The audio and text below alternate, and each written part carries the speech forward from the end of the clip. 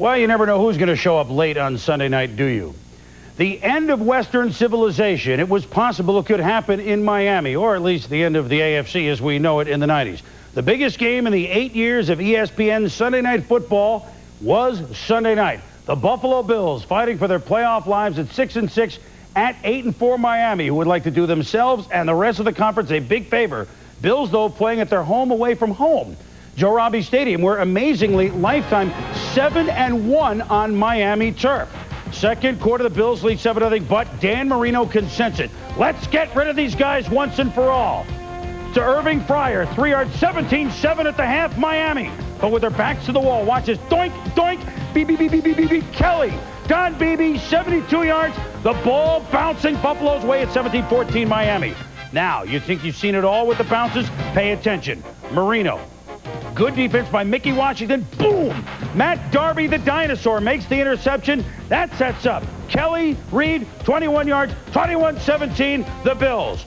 Then, end around. Andre Reed dribbling it like a basketball player. His first pass he's ever thrown in the NFL. Billy Brooks, open, 32 yards, sets up a Gardner 1-yard TD. Another touchdown makes it 35-23, and then the proverbial icing on the cake. All-out blitz, Kelly Reed, see ya! His longest touchdown pass since the 80s, 83 yards, 42-31. The Buffalo Bills with a 35-point second half for Marv Levy and Brian Cox. Well, he's seen it before. Who wants to beat Buffalo more than Cox and Marino? But again, it's the Bills in a big game in Miami, and they win it 42-31 to up their mark to 7-6, just one game back now of Miami in the AFC East, despite 311 yards passing for Marino. Kelly had 299, and so the Bills, you just can't get rid of them. Let's go down to the field and join our Mark Malone. Mark? Jim, the first question I have to ask you, you come out in the second half, you scored 35 points. In fact, the only time you didn't score is when you knelt on the ground. What was said in the locker room at halftime? Well, not much, except everybody has to take care of their own responsibilities. And I think that, when you get out there as an offensive unit, you can't make mistakes. You can't have turnovers. And one thing I said to myself, I'm going to go out there and take what they give me. I'm not going to try to make the big play when when it's not there. So I think the main thing is everybody took care of their business, and we were able to come out with a big win. A lot was made about a conversation you had with Andre Reed a few weeks back on Monday night.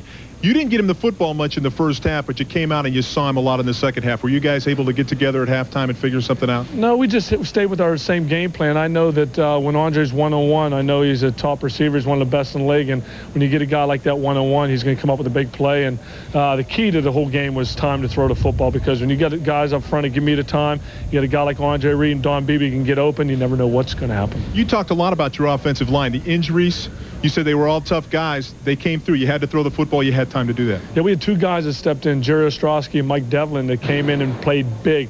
I mean, this is the first game they've ever really played this much, and my hat goes off to them. They got 2 game balls to the youngsters, and I'm glad that we got some continuity in the front line. Hopefully it'll carry on next week. Now, the pattern has been that you guys win the must-win games, the big games, and then you have a letdown. You got Minnesota next week. How do you worry about staying up? How do you do that? We don't have to worry about that. I mean, we knew starting today that the playoffs was here at Joe Robbie Stadium, and we knew that if we have any chance of going to the playoffs, we have to win our remaining 4. We knew it wasn't going to be an easy task, but we came down, everybody stayed focused, and we made the big plays when we had to. All right, Jim, congratulations on the win. Jim Kelly, 4 touchdowns today, 299 yards. Boomer, this is your guy. We'll send it back to you.